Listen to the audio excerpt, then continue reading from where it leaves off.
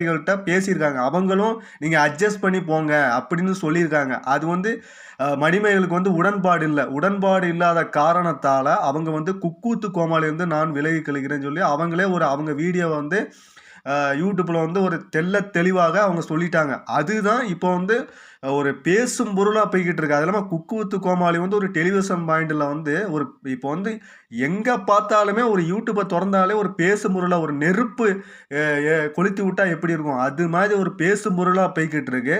அது இல்லாம மக்களும் இதுதான் ஒரு ஆர்வத்தோட பார்த்துக்கிட்டு இருக்காங்க. இது வந்து யார் மேல தப்பு, யார் மேல சரின்னு சொல்ல வரல. இது வந்து யாருக்கு நடந்தாலும் இது ஒரு தப்பு தான்.